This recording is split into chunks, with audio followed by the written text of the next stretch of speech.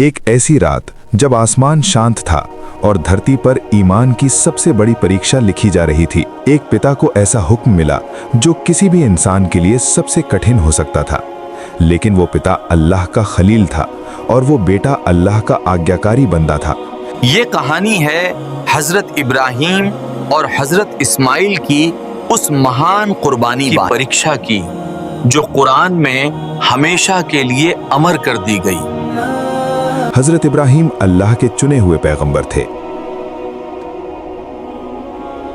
उन्होंने अपनी पूरी जिंदगी तौहीद के लिए संघर्ष में बिताई। उन्होंने बुत परस्ती का विरोध किया, अपने लोगों को एक अल्लाह की इबादत की दावत दी और अल्लाह पर पूर्ण भरोसा रखा।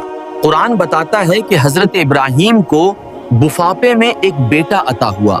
ये बेटा था हजरत इस्माइल।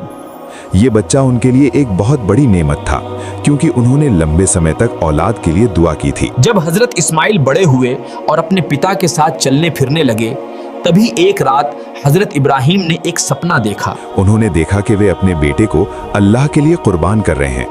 पैगंबरों का सपना वही यानी ईश्वरीय आदेश होता है।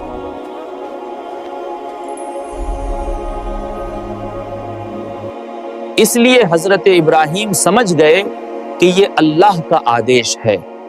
कुरान सूरह साफात में इस घटना को बयान करता है। जब वो उसके साथ चलने फिरने की उम्र को पहुंचा तो इब्राहिम ने कहा, ऐ मेरे बेटे, मैंने सपने में देखा है कि मैं तुम्हें ज़बह कर रहा हूं, तो बताओ तुम्हारी क्या राय है। ये एक पिता की सबसे कठिन परीक्षा थी।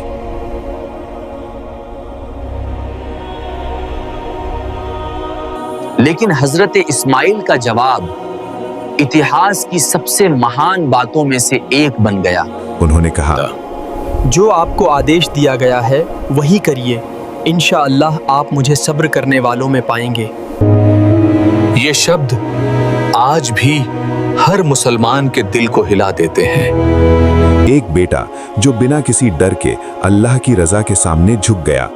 हजरत इब्राहिम अपने बेटे को लेकर मिना की ओर चले। शैतान ने रास्ते में उन्हें बहकाने की कोशिश की, लेकिन उन्होंने कंकड़ मारकर उसे दूर भगाया। यही घटना आज हज के दौरान रमीए जमरात के रूप में याद की जाती है। जब वे कुर्बानी की जगह पहुंचे तो हजरत इब्राहिम ने अपने बेटे को जमीन पर लिटाया। उन्होंने अपने बेटे की आंखों पर पट्टी बांध दी ताकि पिता का दिल कमजोर न पड़े। उन्होंने अल्लाह का नाम लिया और छुरी चलाई, लेकिन अल्लाह ने अपने बंदों की आज्ञाकारिता को स्वीकार कर लिया था। छुरी ने काम नहीं किया। अल्लाह ने फरिश्ते जिब्राइल को भेजा जो जन्नत से एक बड़ा मेंढा लेकर आए। अल्लाह ने आदेश दिया कि इस्माइल की जगह उस मेंढे की कुर्बानी की जाए। कुरान में अल्लाह फरमाता है, हमने उसे एक महान कुर्बानी के बदले में छुड़ा लिया। ये घटना सिर्फ एक कहानी नहीं थी, ये इंसानियत के लिए एक संदेश था कि अल्लाह के हुक्म के सामने अपनी सबसे प्रिय चीज भी कुर्बान करने को तैयार रहो। इसी घटना की याद में हर साल दुनिया भर के मुसलमान ईद उल अजहा पर कुर्बानी करते हैं। ये कुर्बानी जानवर की नहीं बल्कि इंसान के दिल की होती है। अपने अहंकार, अपने लालच और अपनी मोहब्बतों को अल्लाह के सामने झुकाने की कुर्बानी। हजरत इब्राहिम और हजरत इस्माइल की ये परीक्षा ये साबित करती है कि सच्चा ईमान वही है जो बिना सवाल किए अल्लाह की आज्ञा को स्वीकार कर ले। आज भी मक्का की धरती पर, मिना की घाटी में और पूरी दुनिया में इस कुर्बानी को याद किया जाता है। ये कहानी इंसानियत को सिखाती है कि अल्लाह पर भरोसा, सब्र और आज्ञाकारिता ही सफलता का रास्ता है। और यही कारण है कि हजरत इब्राहिम को खलीलुल्लाह कहा जाता है, अल्लाह का सबसे करीबी दोस्त।